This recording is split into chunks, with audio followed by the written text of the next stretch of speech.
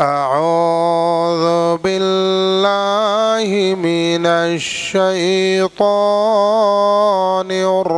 الرجيم بسم الله الرحمن الرحيم هو الذي بعث في الأميين رسولا منهم يتلو عليهم آياته ويزكيهم ويعلمهم الكتاب والحكمة اللهم سبحانك لا علم لنا إلا ما علمتنا إنك أنت العليم الحكيم মহান আল্লাহ পাকের দরবারে অসংখ্য শুকরিয়া। আল্লাহ সুবহান মহিয়ান গরিয়ান সর্বশক্তিমান আল্লাহ পাক আমাদের সকলকে পবিত্র মাহে জামাদিউস সানির প্রথম জুমাবার অত্র মসজিদে আসার এবং বসার তৌফিক দান করেছেন। সেই জন্য সকলে মহব্বতে সুউচ্চ কণ্ঠে বলছি আলহামদুলিল্লাহ।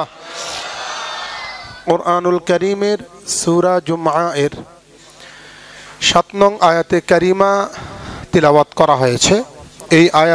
এই আয়াতকে উপলক্ষ করে গত ৩ সপ্তাহে আমরা কিছু আলোচনা করেছিলাম। এই আয়াতে কারিমার মধ্যে আল্লাহ পাক রব্বুল ইজ্জত তার পিয়ারা নবী বিশ্বনবী মুহাম্মদুর রাসূলুল্লাহ সাল্লাল্লাহু আলাইহি ওয়াসাল্লামকে উম্মি হিসাবে খেতাব করেছেন। আল্লাহ পাক রব্বুল ইজ্জত বলছেন হুয়াল্লাযী বাআসা ফিল উম্মিয়িনা রাসূলা মিনহুম, তিনি এমন সত্তা যিনি উম্মিদের মাঝে একজন রসুলকে পাঠিয়েছেন তাদের মধ্য থেকেই। তার কাজ হলো ৪টি। ইয়াতলু আলাইহিম আয়াতি, ১ নম্বর কাজ হলো তিলাওয়াতে কারিমা করা, কুরআনুল কারীমের তিলাওয়াত করা। ওয়ায়ুযাক্কিহিম, ২ নম্বর কাজ হলো আত্মশুদ্ধি করা।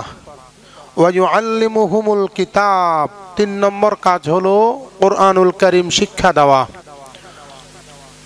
ওয়াল হিকমাহ, ৪ নম্বর কাজ হলো হিকমত শিক্ষা দেওয়া। এই আয়াতে কারিমা থেকে ২টি জিনিস জানা যায়। প্রথম বিষয় হলো আল্লাহ পাক রব্বুল ইজ্জত তার নবীকে পাঠিয়েছেন উম্মি গোষ্ঠীর কাছে, এবং উম্মি গোষ্ঠীর কাছে আল্লাহর হাবিবকে পাঠিয়েছেন।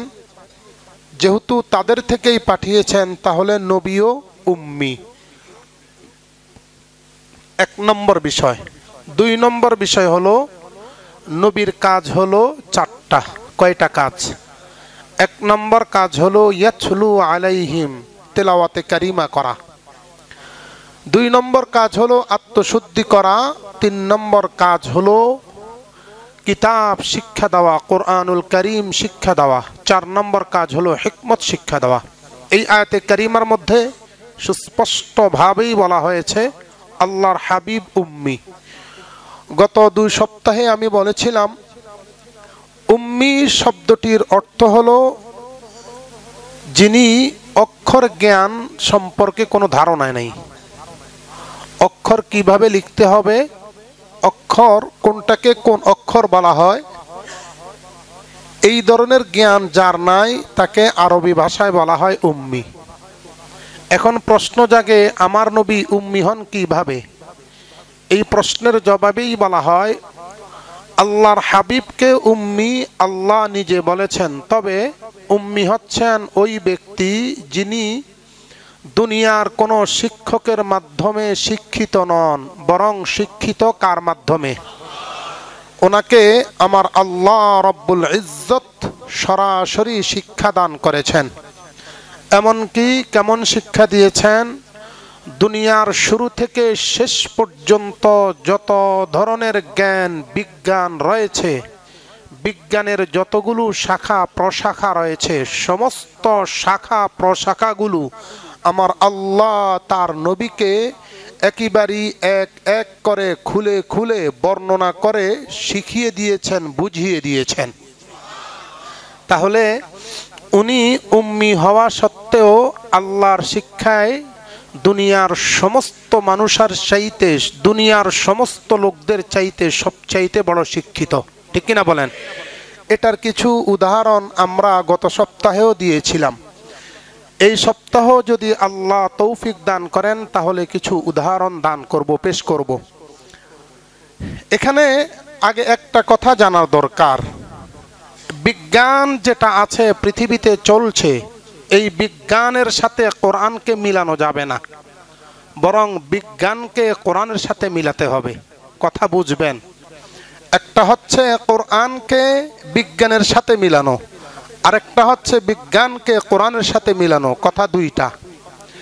কোনো ব্যক্তি যদি এই মন মানসিকতা নিয়ে থাকেন যে কোরআন এবং হাদিসকে বিজ্ঞানের সাথে মিলাতে হবে, যারা মনীষী আছেন তাদের কথার সাথে মিলাতে হবে, ওই লোকটা এখন যদিও মুসলমান হয়, আস্তিক হয়, কিছুদিন পরে নাস্তিক হবে, কোনো সন্দেহ নাই।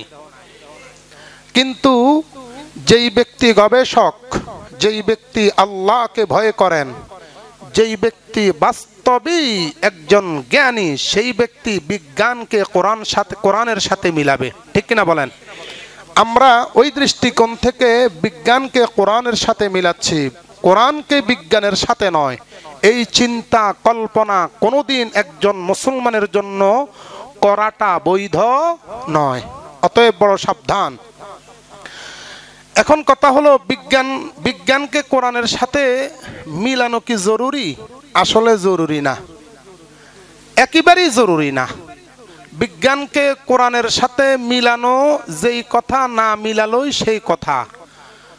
বিজ্ঞানকে কোরআনের সাথে মিলালেও কোরআন সত্য, নবীর হাদিস সত্য, আর না মিলালেও নবীর হাদিস সত্য, কোরআন চির সত্য। কোনো সন্দেহ আছে? কোনো সন্দেহ নাই। সন্দেহ করলে ঈমান থাকবে? থাকবে না। তারপরেও কেন আমরা বলি? বলার কারণ হলো যাতে করে একটা লোক আমল করতে উৎসাহী হয়। মনে করেন একটা টমেটো আছে, টমেটো চেনেন? টমেটো যদি কোনো ব্যক্তি ভক্ষণ করে, খায়, তাহলে স্বাভাবিকভাবে তার দুইটা উপকার। একটা উপকার হচ্ছে খাওয়ার সঙ্গে সঙ্গে তার পেট ভরে যাবে। দ্বিতীয় নম্বর উপকার যেটা, সেটা হলো কোনো ব্যক্তি যদি টমেটো খায় তাহলে টমেটোর মধ্যে ভিটামিন এ আছে। ওই টমেটোটা খাওয়ার সঙ্গে সঙ্গে তার ভিতরে গিয়া এই টমেটোটা ভিটামিন এর কাজ করবে। এখন কোনো ব্যক্তি যদি না জানে, কোনো ব্যক্তি যদি টমেটোর ভিতরে ভিটামিন এ আছে এই কথাটা না জানে, তাহলে ওই লোকটা টমেটো খাইলে তার ভিতরে ভিটামিন এ যাবে কি যাবে না? যাবে। আর কোনো ব্যক্তি যদি জানে ভিটামিন এ আছে, তাহলে ওই লোকটা যদি খায় তাহলেও তার ভিতরে ভিটামিন এ যাবে।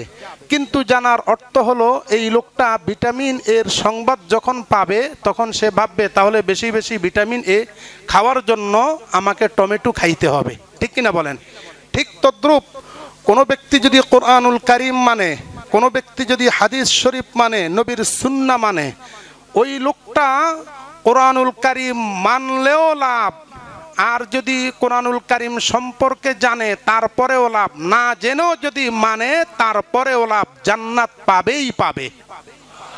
কিন্তু কোনো ব্যক্তি যদি জানতে পারে কোরআনুল কারীম এই লজিকের আকারে, এই লজিকের দৃষ্টিকোণ থেকে কোরআনুল কারীম সত্য, বিজ্ঞানের দৃষ্টিকোণ থেকে কোরআনুল কারীম সত্য, তাহলে টমেটোর মতো ওই লোকটা একটু বেশি উৎসাহী হবে, ঠিক কিনা বলেন? এটাই মাত্র উদ্দেশ্য, অন্য কোনো উদ্দেশ্য নয়। তো বলতেছিলাম কয়েকটা উদাহরণ দেব।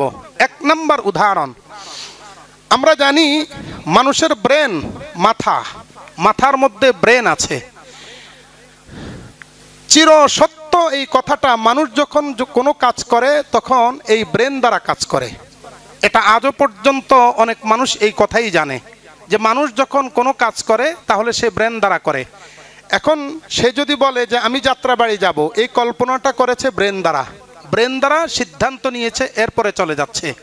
কোনো ব্যক্তি যদি বলে আমি আজকের লেখাপড়াটা মুখস্থ করব, তাহলে এই লোকটা ব্রেনের মাধ্যমে এটাকে কন্ট্রোলিং করে। কিন্তু আমার আল্লাহ রব্বুল ইজ্জত বলতেছেন যে না, পৃথিবীর মানুষ মনে রাখবা ব্রেন দ্বারা মানুষ কন্ট্রোলিং করে না, বরং আল্লাহ রব্বুল ইজ্জত বলতেছেন ব্রেন দ্বারা কন্ট্রোলিং করে না, বরং কলব, অন্তর, হৃদয়, হার্টের মাধ্যমে মানুষ কন্ট্রোলিং করে। যেমন সূরা বাকারার ৯৮ নম্বর আয়াত, আল্লাহ পাক রব্বুল ইজ্জত বলছেন কুল মান কানা আদুওয়াল লিজিবরিলা ফাইন্নাহু নাযালাহু আলা কলবিকা বিইযনিল্লাহ। ও নবী, আপনি বলে দিন জিব্রাইল হলেন তিনি যিনি আল্লাহর আদেশে কোরআনুল কারীম আপনার অন্তরে অবতারিত করে দেন। যদি ব্রেন দ্বারা যদি পড়াশোনা কন্ট্রোলিং করা হতো, ব্রেন দ্বারা যদি মানুষ কাজকর্ম করার জন্য সিদ্ধান্ত করত, কন্ট্রোলিং করত, তাহলে আমার আল্লাহ রাব্বুল ইজ্জত এখানে রাসুন মাথা শব্দটা ব্যবহার করতেন, কলব শব্দটা ব্যবহার করতেন না। তার মানে কোরআনুল কারীম জিব্রাইল আলাইহিস সালাম নবীজির অন্তরে ঢেলে দিচ্ছেন, কোরআনুল কারীমটা আল্লাহর হাবিব অন্তরের মাধ্যমে, হার্টের মাধ্যমে কন্ট্রোলিং করেছেন। ঠিক কিনা বলেন? তাহলে বলতে পারেন যে হুজুর বিজ্ঞানীরা এই কথাটা বলে আর নবীজি সাল্লাল্লাহু আলাইহি সাল্লামের কোরআনুল কারীম এই কথাটা বলে, এটার সমাধানটা কি? এটার সমাধানটা বোঝার জন্য আপনাদেরকে বলছি, আপনারা মোবাইল ফোন চালান কি চালান না? মোবাইল চালান। যখন একের মধ্যে টিপ দেন, একের মধ্যে টিপ দিলে স্ক্রিনের মধ্যে এক উঠে কি উঠে না? উঠে। দুইয়ের মধ্যে টিপ দিলে দুই স্ক্রিনের মধ্যে উঠে কি উঠে না? আপনি টিপ দিয়েছেন দুইয়ের মধ্যে, স্ক্রিনের মধ্যে কোনো টাচ করেন নাই, টিপ দেন নাই, তাহলে স্ক্রিনের মধ্যে উঠলো কেন? তার মানে এটার ভিতরে একটা ইঞ্জিন আছে। যখন একের মধ্যে টিপ দিয়েছেন, ইঞ্জিনের মধ্যে আঘাত করেছে, ইঞ্জিনের মধ্যে আঘাত করার কারণে একটাকে ধাক্কা মেরে স্ক্রিনের মধ্যে উঠিয়ে দিয়েছে। তার মানে এর অর্থ হলো মোবাইলের ভিতরে ইঞ্জিনটা, যে সার্ভারটা অথবা যেটাই বলেন না কেন, সেটা ১ ২ ৩ অথবা কার্যক্রমের ক্ষমতার কন্ট্রোলিং করে, স্ক্রিনটা মাত্র শো করে। ঠিক তদ্রূপ আল্লাহ রাব্বুল ইজ্জত কোরআনুল কারীমের মধ্যে বলে দিতে চাচ্ছেন, ও পৃথিবীর মানুষ মনে রাখো, তোমার ব্রেনের মাধ্যমে যা কিছু প্রকাশিত হয় এটা একটা মনিটর, এটা একটা স্ক্রিন, কিন্তু তোমার আসল পাওয়ারটা আমি আল্লাহ রাব্বুল ইজ্জত কলব এবং হার্টের মধ্যেই দান করে দিয়েছি। হার্টের মধ্যে যখন তুমি এটা নাড়া দিবা, তখন তোমার মাথা মনিটরের মধ্যে এটা উঠে যাবে। হার্টের মধ্যে যখন কোনো কাজ করার ইচ্ছে করবা, তুমি কোনো কাজ করার ইচ্ছে করার সঙ্গে সঙ্গে তোমার ব্রেন নামক মনিটর এবং স্ক্রিনের মধ্যে জিনিসটা উঠে যাবে। লেখাপড়া যখন করবা, ওটাকে যখন মুখস্থ করবা, সর্বপ্রথম এটা সরাসরি কন্ট্রোলিং করবে তোমার কলব, হার্ট। যখন তোমার হার্ট এটাকে কন্ট্রোলিং করবে, যখন কোনো মানুষ বলবে একটু পড়াটা বলো, তখন তোমার জবান থেকে ব্রেনটা এটা প্রকাশ করবে মনিটর হিসাবে, স্ক্রিন হিসাবে। সুবহানাল্লাহ বিহামদি। আজকালকে বর্তমান যারা বিজ্ঞানী আছেন, সমস্ত সায়েন্টিফিক এই কথাটাই বলেন যে হ্যাঁ, মানুষ যখন কোনো জিনিস কন্ট্রোলিং করে তখন তার হার্টের মাধ্যমে কন্ট্রোলিং করে। মানুষ যখন কোনো কিছু মুখস্থ করে, এটা হার্টের মাধ্যমে মুখস্থ করে। যখন বলতে যায়, স্ক্রিনের মতো, ওই মনিটরের মতো মাথাটা তার প্রকাশ করে দেয়। তাহলে বিজ্ঞান কোরআনের সাথে মিলছে কি মিলছে না? জোরে বলেন, মিলেছে কিনা? কিভাবে মিলছে? এই জন্য আল্লাহর হাবিব সাল্লাল্লাহু আলাইহি সাল্লাম বুখারী শরীফের ৪৮ নম্বর হাদিসের মধ্যে বলছেন, হযরতে নু'মান ইবনে বাশীর রাদিয়াল্লাহু তাআলা আনহু থেকে হাদিসটা বর্ণিত। وعن نعمان بن بشير رضي الله تعالى عنه أنه قال قال رسول الله صلى الله عليه وسلم ألا إن في الجسد مضغة إذا صلحت صلح الجسد كله وإذا فسدت فسد الجسد كله ألا وهي القلب। উম্মতেরা শুনে রাখো, তোমাদের মধ্যে একটা গোশতের টুকরা আমার আল্লাহ রব্বুল আলামিন সৃষ্টি করেছেন। ওই গোশতের টুকরাটা যখন ঠিক থাকবে, তোমার পুরা শরীরটা ঠিক থাকবে। ওই গোশতের টুকরাটা যদি নষ্ট হয়ে যায় পুরা শরীর নষ্ট হয়ে যাবে। মনে রাখবা ওই গোশতের টুকরাটার নাম হচ্ছে কলব, হার্ট। সুবহানাল্লাহ বিহামদি। তার মানে কোন ব্যক্তি যদি গুনাহ করতে চায় সর্বপ্রথম হার্ট থেকে ইচ্ছা করে। কোন ব্যক্তি যদি গুনাহ করতে চায়, সওয়াব করতে চায়, সর্বপ্রথম হার্ট দ্বারা এটা ইচ্ছা করে। এই জন্য আল্লাহর হাবিব বলছেন যেই ব্যক্তির হার্ট ভালো, যেই ব্যক্তির হার্টটা সুস্থ থাকবে পুরা শরীরটা সুস্থ। যেই ব্যক্তির হার্ট নষ্ট হয়ে যাবে ওই ব্যক্তির পুরা শরীরটা নষ্ট হয়ে যাবে। এই জন্য বিজ্ঞানীরা, আধুনিক বিজ্ঞানীরা সর্বপ্রথম একটা প্লাস্টিকের হার্ট তৈরি করেছে। এটাকে সর্বপ্রথম একটা মানুষের মধ্যে ফিট করেছে, এটা কোনো কাজ করে কিনা। ওই লোকটার ভিতরে যখন ফিট করেছে, ফিট করার পরে জিজ্ঞেস করা হলো তোমার ভিতরে কেমন মনে হচ্ছে? কয় আমি এতদিন পর্যন্ত যা লেখাপড়া করেছি একটা লেখাপড়া, একটা কিছু মায়া মমতা বলতে আমার ভিতরে কোনো কিছুই নাই। সুবহানাল্লাহ। তার মানে আসল হার্ট আমার আল্লাহ রাব্বুল ইজ্জত সৃষ্টি করেছেন। হার্টের মধ্যে মায়া মমতা আছে, মহব্বত আছে, ভালোবাসা আছে, লেখাপড়া আছে। হার্ট নাই, প্লাস্টিকের হার্ট লাগিয়ে দিয়েছে, এখন লেখাপড়াও চলে গেছে। তাহলে বোঝা গেল হার্ট থেকেই আমার আল্লাহ রাব্বুল ইজ্জত সমস্ত কিছু কন্ট্রোলিং করার ব্যবস্থা করেছেন। এই জিনিসটা মাত্র আবিষ্কৃত হয়েছে আজ থেকে 50-60 বছর আগে, কিন্তু আমার এবং আপনার নবী বিশ্ব নবী মুহাম্মদুর রাসূলুল্লাহ সাল্লাল্লাহু আলাইহি ওয়াসাল্লাম বিজ্ঞানের এই থিওরি আজকে দেন নাই, বরং 1450 বছর পূর্বে আমাদেরকে দান করে দিয়েছেন। তাহলে সেই নবী উম্মি হলেও সারা পৃথিবীর সবচাইতে বড় বিজ্ঞানী হতে পারেন কি পারেন না? ওই নবী পৃথিবীর এক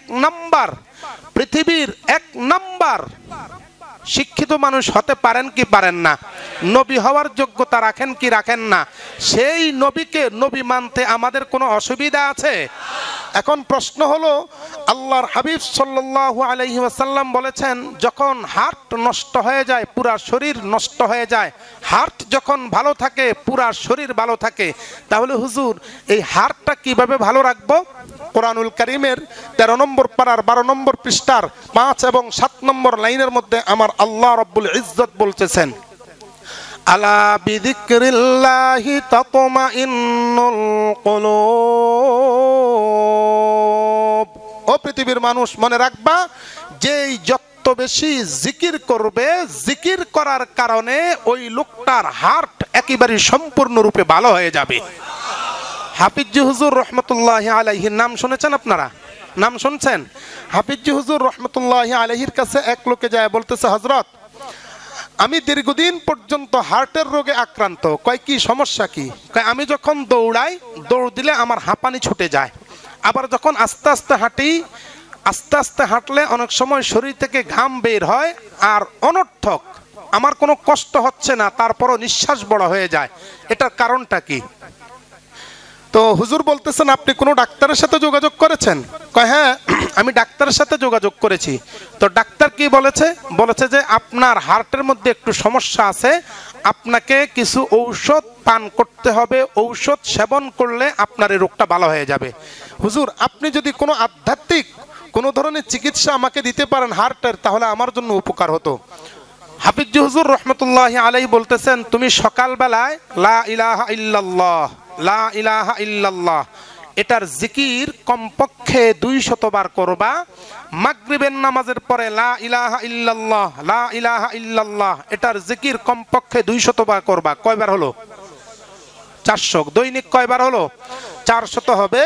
আল্লাহর হাবিব হাফিজ হুজুর রহমতুল্লাহি আলাইহি বলতেছেন তুমি এই 400 বার জিকিরের আমলটা করো, 1 মাস করার পরে তুমি আমার সাথে দেখা করো। 1 মাস উনি এই জিকিরটা করেছেন। জিকির করার পরে উনি আয়শা পরে বলতেছেন যে হুজুর কসম আল্লাহর, আগে দৌড়াইলে আমার হার্টবিট অনেক বেড়ে যেত, কষ্ট হতো, এখন আমার দৌড়াইলে একটুও কষ্ট হয় না। শুধু তাই নয়, আমি গত 5 বছর আগে একটা পত্রিকার মধ্যে দেখেছিলাম সিঙ্গাপুর নাম করা একটা হার্ট বিশেষজ্ঞ, সিঙ্গাপুরের একজন রয়েছেন বিশেষজ্ঞ, হার্ট বিশেষজ্ঞ ডাক্তার। তো উনি অমুসলিম ছিলেন। বাংলাদেশ থেকে লোকটা গিয়েছে হার্টের চিকিৎসা করার জন্য, ওপেন হার্ট সার্জারি করবে। এই লোকটার একটা নিয়ম ছিল, যখন কোনো ব্যক্তির ওপেন হার্ট সার্জারি করতে যায়, ওপেন হার্ট সার্জারি করতে গেলে এই লোকটা আগে খুব তার ভগবানের কাছে দোয়া দুরুদ পড়া, অর্থাৎ তাদের ভগবান অনুযায়ী, মানে ভগবানের কাছে খুব দোয়া টোয়া করতো, দোয়া টোয়া করে এরপরে মানে ওপেন হার্ট সার্জারি করতো। তো যখন ওপেন হার্ট সার্জারি করবার গেছে, ওই লোকটা জিজ্ঞেস করছে, স্যার আপনি কি করতে যাচ্ছেন? কয় আমি তোমার হার্ট এটাকে ওপেন হার্ট সার্জারি করব। এটা কিন্তু অনেক ক্রিটিক্যাল ব্যাপার, অনেক উচ্চাঙ্গের মেধাবী না হলে এই কাজটা করাটা কোনোভাবেই সম্ভব না। তা আমার তো কোনো যোগ্যতা নাই, এই জন্য আমি আমার গডের কাছে একটু পরামর্শ চায়া, একটু সাহায্য চায়া, এরপরে তোমার কাজটা করব। তো কাজ যখন শুরু করে দিল, কাজ শুরু করে দেওয়ার পর যখন হার্টের ভিতরে লোকটা আস্তে আস্তে ঢুকেছে, ঢুকার পরে লোকটা আস্তে আস্তে স্বাভাবিকভাবে ওটি অপারেশন থিয়েটারের মধ্যে আওয়াজ নাই, কোনো ধরনের আওয়াজ নাই, নীরব, নিরবিচ্ছিন্ন, একেবারে নীরব। তো ওই লোকটা শুনতে পাচ্ছে কেমন জানি হাড়টা নাড়াচাড়া করতেছে, আর ওখান থেকে একটা আওয়াজ আসতেছে। সুবহানাল্লাহ বলবেন না? অনেকক্ষণ সে চিন্তা করলো, চিন্তা করার পরে সে বলতেছে আমি ওখান থেকে শব্দ একটাই পাই, সেখান থেকে বারবার বলা হচ্ছে আল্লাহ আল্লাহ। সুবহানাল্লাহ জোরে বলেন না? এই যে হার্ট থেকে আল্লাহ আল্লাহ শব্দটা বের হচ্ছে, লোকটা আশ্চর্য হয়ে গেল, ঘটনাটা কি? গডে না হওয়ার কথা, আমি তো গডের কাছে এই মাত্র দোয়া টোয়া করে আসছি, গডের নাম নেওয়ার কথা ছিল, কিন্তু সেখানে মুসলমানদের আল্লাহর নাম নিচ্ছে কেন? এইবার লোকটা যখন ওপেন হার্ট সার্জারি শেষ হয়ে গেছে, সুস্থ হয়ে যাওয়ার পরে লোকটাকে বলতেছে, ভাই আপনি আমার কাছে একটা গোপন তথ্য আমাকে দিতে হবে।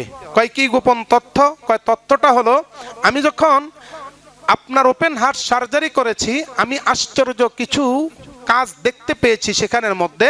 সেখান থেকে একটা শব্দ বারবার বের হতো, আল্লাহ আল্লাহ শব্দটি আমি নিজ কানে শুনতে পেয়েছি। এখন আমার প্রশ্ন হলো, তুমি দুনিয়াতে থাকা অবস্থায়, অর্থাৎ তুমি এই ওপেন হার্ট সার্জারি করার আগে কি কি কাজ করতা? আমি সকালবেলায় একবার কিছুক্ষণ জিকির করতাম, বিকালবেলায় জিকির করতাম।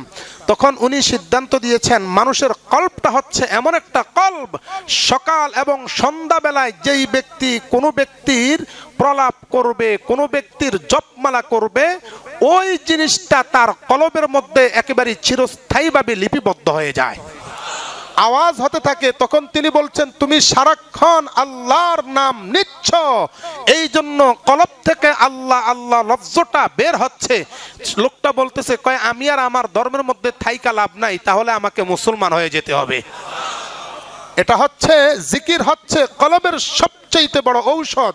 কোনো ব্যক্তির যদি জিকির, কোনো ব্যক্তির যদি এই হার্টের কোনো রোগ থাকে, আল্লাহর কসম, আল্লাহর কসম, আমার কথা নয়, কোরআনের কথা, আলা বিযিক্রিল্লাহি তাতমাইন্নুল কুলুব, ওই লোকটা যদি সব সময় জিকির করতে থাকে, সর্বহালতে জিকির করে, মসজিদে আসবে জিকির করবে, ঘরে যাবে জিকির করবে, ব্যবসা প্রতিষ্ঠানে যাবে জিকির করবে, দোকানে যাবে জিকির করবে, অফিসে যাবে জিকির করবে, রাস্তা দিয়ে হাঁটবে জিকির করবে, আমার আল্লাহর নাম নিতে থাকবে, কসম আল্লাহর, 1 মাসের মধ্যে ওই লোকটার রোগ ভালো হয়ে যাবে।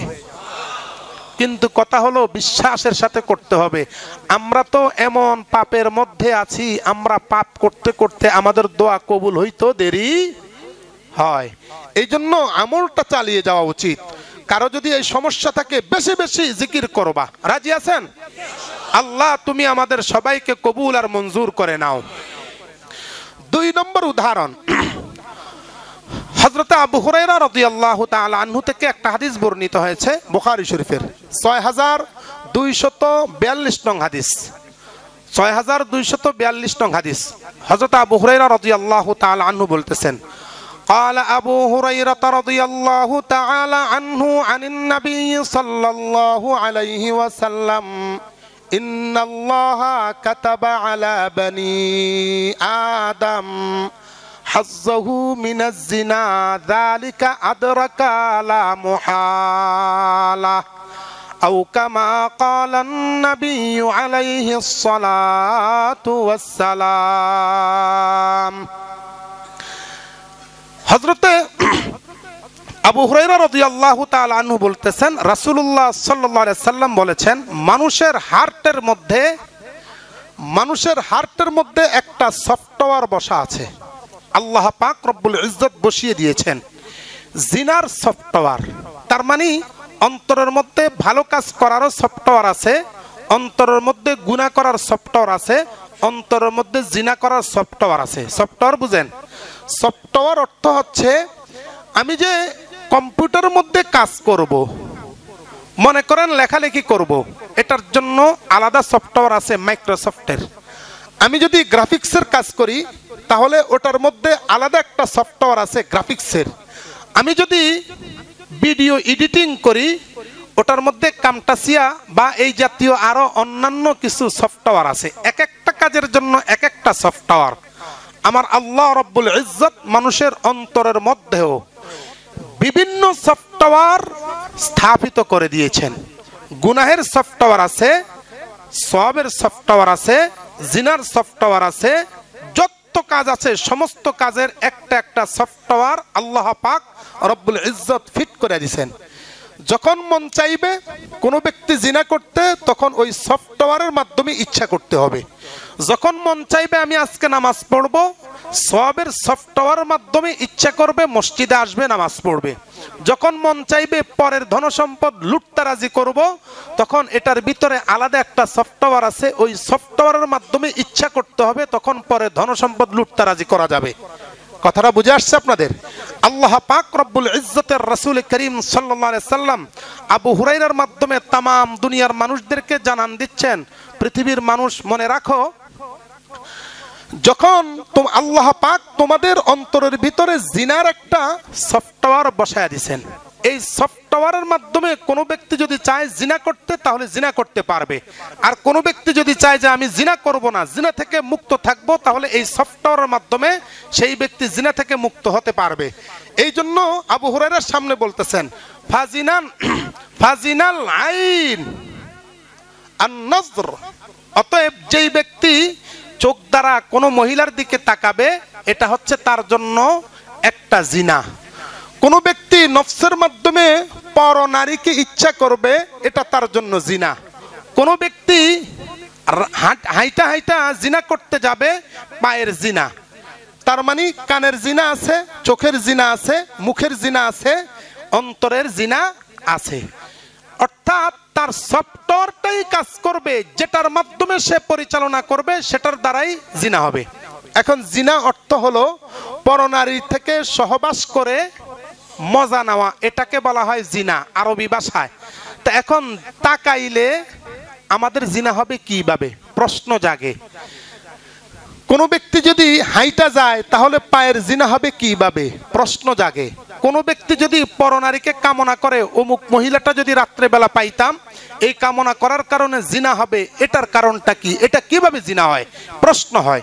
এই প্রশ্নের জবাবে যারা হরমোন বিশেষজ্ঞ চিকিৎসক আছেন তাদের একটা বক্তব্য হলো, কোন ব্যক্তি যদি সরাসরি জিনা করে তাহলে শরীরের যে হরমোনগুলো আছে হরমোনগুলো উত্তেজিত অবস্থা হয়ে যায়, তখন এই লোকটা জিনা করতে উৎসাহী হয়। কিন্তু এটা হচ্ছে সরাসরি কোন ব্যক্তি কোন মহিলার কাছে জিনা করতে যাবে, পুরা শরীরের জিনা করার শাহওয়াত লজ্জত মজা পাওয়ার যেই হরমোনগুলো আছে সবগুলো উত্তেজিত হয়, তারপরে জিনা করতে পারে। কিন্তু কোন ব্যক্তি যদি চোখের মাধ্যমে পরনারীর দিকে তাকায়, শরীরের মধ্যে জিনার যতগুলো হরমোন আছে সমস্ত হরমোনগুলো উত্তেজিত হয় নাই, তবে 5%, 10%, 15% হরমোন উত্তেজিত হয়। কোন ব্যক্তি যদি হাত দ্বারা পরনারীর গায়ে হাত দেয়, হাত দেওয়ার কারণে তার শরীরের মধ্যে উত্তেজিত হওয়ার যে হরমোনগুলো আছে এই হরমোনগুলো 100%-এর 5%, 7%, 10% হরমোনগুলো উত্তেজিত হয়। কোন ব্যক্তি যদি রাস্তা দিয়ে হেঁটে হেঁটে যায়, অমুক নারীর কাছে আমি যাচ্ছি, তাহলে তার ভিতরে একটা কাজ করবে, পুরা শরীরের মধ্যে যতগুলো হরমোন আছে উত্তেজিত হওয়ার সমস্ত হরমোনগুলো উত্তেজিত হয় না, তবে 10%, 15% হরমোন উত্তেজিত হয়। এবার বিজ্ঞানীদের বক্তব্য হলো, যেহেতু যেই কাজের মাধ্যমে জিনার দিকে দাবিত হবে কিছু অংশ পার্সেন্টেজ হিসাবে 10%, 15% এই হরমোনগুলো উত্তেজিত হয়, তাহলে তার মানে আল্লাহর হাবিব সাল্লাল্লাহু আলাইহি সাল্লাম জিনার সাথে যে তুলনা করেছে চোখের দেখাকে, মনের ইচ্ছাকে, হাতকে, তাহলে জিনার সাথে তুলনা করা যথাযথ উপযুক্ত হয়েছে, সত্যায়িত প্রমাণিত হয়েছে। ঠিক কিনা বলেন? কারণ পূর্ণাঙ্গ না হলেও কিছু অংশ হয়। কোনো ব্যক্তির সরাসরি জিনা করলে যেই পরিমাণ গুনাহ, হাত দ্বারা জিনা করলে সেই পরিমাণ গুনাহ না। কোনো ব্যক্তির সরাসরি জিনা করলে যেই পরিমাণ গুনাহ, সেই ব্যক্তি চোখের মাধ্যমে পরনারীকে দেখলে সেই পরিমাণ গুনাহ না, কিছু অংশ কম হয়। তার মানে হরমোন উত্তেজিত কম হয়, এই জন্য আল্লাহ পাক রব্বুল ইজ্জত সেই ব্যক্তির জন্য গুনাহটাও বরাদ্দ করে কম। কিন্তু পূর্ণরূপে শরীরের সমস্ত হরমোনগুলো যদি উত্তেজিত হয় আর জিনা করে, তাহলে পূর্ণ হরমোনগুলো, সমস্ত হরমোনগুলো উত্তেজিত হওয়ার কারণে আমার আল্লাহ রব্বুল ইজ্জত সিদ্ধান্ত নিয়ে নেন, বান্দা এখন আর তোর জন্য অল্প কিছু গুনাহ দিলে কাম হবে না, বরং জিনা করার যতগুলো গুনাহ আছে সমস্ত গুনাহগুলো তোর জন্য বরাদ্দ করে দেওয়া হলো। নাউজুবিল্লাহি মিন যালিক। তাহলে বোঝা গেল আল্লাহর হাবিব সাল্লাল্লাহু আলাইহি সাল্লাম জিনার সাথে যে তুলনা করেছেন, বিজ্ঞানী থিওরি অনুযায়ী ঠিক আছে কি নাই? আছে। ঠিক আছে কি নাই? ঠিক আছে। আল্লাহর হাবিব সাল্লাল্লাহু আলাইহি সাল্লাম এই কথাগুলো আজকে বলেন নাই, 1400 বছর আগে বলছেন। আর মাত্র 50-60 বছর আগে এই জামানার চিকিৎসা বিজ্ঞানীরা এই জিনিসটা আবিষ্কার করেছে যে হরমোনগুলো উত্তেজিত হয়। এর আগে কেউ জানতো না। আল্লাহর হাবিব 1400 বছর আগে বলেছেন, আধুনিক বিজ্ঞান ছিল না। সেই জামানায় আধুনিক বিজ্ঞান না থাকা সত্ত্বেও আল্লাহর হাবিব বলতে পেরেছেন, এটাই সবচেয়ে বড় প্রমাণ। আল্লাহর হাবিব দুনিয়ার শিক্ষায় শিক্ষিত না হলেও স্বয়ং আল্লাহ রব্বুল ইজ্জত তাকে শিক্ষিত বানিয়ে দিয়েছেন। ঠিক কিনা বলেন? অতএব আল্লাহর হাবিবকে নবী মানতে কোনো সমস্যা আছে? জোরে বলেন, নবী মানতে কোনো সমস্যা আছে? এই জন্য আমি কিন্তু ফাঁক ফোকরে যা কথা বলেছি, আমলের কথাও কিন্তু এটার মধ্যে এসে গেছে, বিজ্ঞানের কথাও এটার মধ্যে চলে আসছে, সুন্নতের কথাও এটার মধ্যে আসছে। আসছে কি আসছে না? আমরা যখন বাথরুমে যাই, বাথরুমে গেলে বাথরুমের সুন্নত হচ্ছে বাম পা দিয়ে প্রবেশ করা, আর যখন বসবো পূর্ণাঙ্গ রূপে উলঙ্গ না হওয়া। এই সুন্নতটা আপনারা জানেন? বাথরুমে যখন বসবো পূর্ণাঙ্গ রূপে উলঙ্গ না হওয়া। অনেক আছে একেবারে সব কাপড় চোপড় খুলে এইবার আরাম করে বসে, এটা সুন্নত পরিপন্থী না। সুন্নত হচ্ছে আপনার যেই পরিধেয় আছে, যেই কাপড় আছে, বস্ত্র আছে, এটা যথাস্থানে থাকবে, যতটুকু খোলার দরকার ততটুকু খুলবো। কেন? আল্লাহর হাবিব সাল্লাল্লাহু আলাইহি সাল্লাম বলেছেন, যখন তুমি বাথরুমে যাবা পূর্ণাঙ্গ রূপে উলঙ্গ হয়ে যাবা, বাথরুমের ভিতরে জিন আছে। কি আছে? ভূতের নাম শুনছেন না আপনারা? কয় ভূত। আসলে ভূত প্রেত বলতে কোনো কিছু নাই। জিনের মধ্যে দুই প্রকার, মানুষের মধ্যে দুই প্রকার, একটা হচ্ছে মুসলমান মানুষ আর একটা হচ্ছে অমুসলমান মানুষ। আছে কি নাই? ঠিক তদ্রূপ জিনের মধ্যে দুই প্রকার, একটা হচ্ছে মুসলমান জিন আর একটা হচ্ছে অমুসলিম জিন। মুসলিম জিন কারো ক্ষতি করে না, আর মুসলিম জিন, মুসলিম মানুষের মধ্যে যেরকম কিছু আছে দুষ্ট, মুসলিম জিনের মধ্যে কিছু দুষ্ট আছে। অমুসলিম জিনের মধ্যে ভালো খারাপ আছে। যেইগুলো খারাপ ওইগুলাকে আমরা ভূত প্রেত হিসাবে আখ্যা দেই। আসলে মূলত ভূত প্রেত বলতে কোনো কিছু নাই, জিনের মধ্যে যেটা খারাপ সেটাই হচ্ছে ভূত প্রেত। আল্লাহর হাবিব সাল্লাল্লাহু আলাইহি সাল্লাম বলেছেন, তোমরা যখন বাথরুমে ঢুকবা, বাথরুমে ঢুকার সঙ্গে সঙ্গেই জিন, যে সমস্ত খারাপ জিনগুলো আছে, ওরা বাথরুমে আশ্রয় গ্রহণ করে। কেন? মহিলাদেরকে এবং পুরুষদের লজ্জাস্থান দেখার জন্য তারা সেখানে ওত পেতে বসে থাকে। আমার কথা নয়, আবু দাউদ শরীফ কিতাবুত তাহারাত অধ্যায়ের মধ্যে বিস্তারিত হাদিস আছে, সেখানে দেখে নিতে পারেন, বাবুল ইস্তিনজা অধ্যায়ে। আল্লাহর হাবিব বলতেছেন, ওরা আগ থেকে ওত পেতে বসে থাকে যাতে করে মানুষের, মহিলা এবং পুরুষদের লজ্জাস্থানটা দেখতে পারে। এই জন্য ওরা যখন লজ্জাস্থান দেখে পরস্পর খুব হাসি ঠাট্টা করে। তো আল্লাহর হাবিব সাল্লাল্লাহু আলাইহি সাল্লামকে সাহাবায়ে কেরাম জিজ্ঞেস করলেন, ইয়া রাসূলুল্লাহ, তাহলে জিন, এই ভূত প্রেত, এই খারাপ জিন্নাতগুলো যেন আমাদের লজ্জাস্থান না দেখতে পারে, এটার উপায় কি? আল্লাহর হাবিব সাল্লাল্লাহু আলাইহি সাল্লাম বলেছেন, সাতরুন মা বাইনাকুম ওয়া বাইনা আয়ুনিল জিন। যেই ব্যক্তি বিসমিল্লাহ পড়ে বাথরুমে প্রবেশ করবে, আল্লাহর কসম ওই ব্যক্তির মাঝে আর খারাপ জিন্নাতের মাঝে আল্লাহ রব্বুল ইজ্জত একটা পর্দা ফেলাইয়া দেন, আর দেখতে পায় না, আর দেখতে পায় না। যেই ব্যক্তি বিসমিল্লাহ পড়া না ঢুকবে, না ঢুকার কারণে সম্ভাবনা রয়েছে খারাপ জিন্নাত তার লজ্জাস্থান দেখার পরে প্রেক্ষাপটে তার উপর আসর করতে পারে। অনেকেই জিনকে বিশ্বাস করে না, কিন্তু মনোবিজ্ঞানী যারা আছেন তাদের কাছে যান, মনোবিশেষজ্ঞ ডাক্তার কিন্তু আমাদের দেশে আছে, আগে ছিল না। গত 10-12 বছর যাবৎ মনোবিশেষজ্ঞ ডাক্তার পাওয়া যায়, মনোরোগ বিশেষজ্ঞ ডাক্তার। তো এদের কাছে যাবেন, এরা বিভিন্ন চিকিৎসা দিবে, এর এই সমস্যা, এর ব্রেনে এই সমস্যা, এই সমস্যা, এই সমস্যা। কিছু কিছু ক্ষেত্রে মনোবিশেষজ্ঞ যারা আছেন তারা বলে যে আমাদের যত থিওরি আছে সমস্ত থিওরিগুলো তার মধ্যে ফিট করছি, একটা থিওরি অনুযায়ী সে সুস্থ হচ্ছে না, তাহলে আলাদা কিছু আছে। কি আছে? এই আলাদা কিছুটা কি? যদি প্রশ্ন করি যে আলাদা কিছু কি, তখন সে অনেকক্ষণ, কারণ বিজ্ঞানের বক্তব্য হচ্ছে জিন ফিন বলতে কোনো কিছু নাই। তো যদি আলাদা কিছু আছে, স্যার এটা কি, তো স্যার এটা কি এই প্রশ্নের জবাবে বলবে আসলে আমি তো পারতেছি না, তবে শেষ পর্যন্ত একটা কথাই বলতে হয়, কয় কি, মুহাম্মদুর রাসূলুল্লাহ সাল্লাল্লাহু আলাইহি সাল্লাম 1400 বছর আগে যে জিন্নাতের কথা বলে গেছে, সম্ভবত ওই জিন্নাত এই লোকটাকে আসর করে দিয়েছে। সুবহানাল্লাহ। তার মানে জিন মিন মানতে চায় না, যখন তাদের সব থিওরি শেষ হয়ে যায়, চিকিৎসা দিতে পারে না, আলাদা কিছু আছেন, আলাদার প্রশ্নের জবাবে যদি জিজ্ঞেস করে আলাদাটা কি, তখন আর কোনো উপায় পায় নাই, তখন মুহাম্মদুর রাসূলুল্লাহ সাল্লাল্লাহু আলাইহি সাল্লামের থিওরির কাছে চলে আসে। ও মুসলিম ভাইরা আমার, যদি আমরা যদি এই আলাদা কিছু আছে এটার থেকে যদি বাঁচতে চাই, এই আলাদা কি জিনিসটা আছে সেটার প্রশ্ন যদি পেতে চাই, তাহলে আসতে হবে আল কোরআনুল কারীমের কাছে, তাহলে আসতে হবে রাসূল করিম সাল্লাল্লাহু আলাইহি সাল্লামের সুন্নতের কাছে। ঠিক কিনা বলেন? এই আলাদা কিছু প্রশ্নের জবাব থেকে বাঁচার জন্য একটাই মাত্র উপায়, সেটা হচ্ছে বাথরুমে যখন প্রবেশ করব বিসমিল্লাহ বলবো। রাজি আছেন? বাথরুমে যখন প্রবেশ করব বাম পা দিয়ে প্রবেশ করব, বাথরুমে যখন প্রবেশ করব যতটুকু খোলার দরকার ততটুকু খুলবো, বেশি খুলবো না। রাজি আছেন? আমরা প্রত্যেকটা সুন্নতের উপর যদি আমরা চলতে পারি, দুনিয়া তো মঙ্গল, আখিরাতে জান্নাত। ঠিক কিনা বলেন? আখিরাতে জান্নাত দিবেন কে? তাহলে এখানের মধ্যে সর্বশেষ চূড়ান্ত সিদ্ধান্ত হলো আল্লাহর হাবিব সাল্লাল্লাহু আলাইহি সাল্লাম আমাদেরকে যেই মনোরোগ বিশেষজ্ঞ হিসাবে যেই চিকিৎসা দিয়ে গেছেন, জিন্নাত থেকে বাঁচতে হলে তোমাদেরকে বিসমিল্লাহ বলতে হবে। তাহলে বর্তমান যেই মনোরোগ বিশেষজ্ঞ যারা আছেন তাদের সাথে মিলছে কি মিলছে না? মিলেছে। তাহলে আল্লাহর হাবিব সাল্লাল্লাহু আলাইহি সাল্লাম যদিও উম্মি, দুনিয়ার কোন শিক্ষায় শিক্ষিত নন, কিন্তু শিক্ষা দিয়েছেন কে? ওই নবীকে। নবী মানতে কোনো সমস্যা আছে? আল্লাহ তুমি আমাদের সবাইকে বুঝবার তৌফিক দান করো। আল্লাহ তুমি আমাদের সবাইকে তোমার রাসূলের প্রত্যেকটা সুন্নত মুআফিক জিন্দেগি পরিচালিত করার তৌফিক দান করো।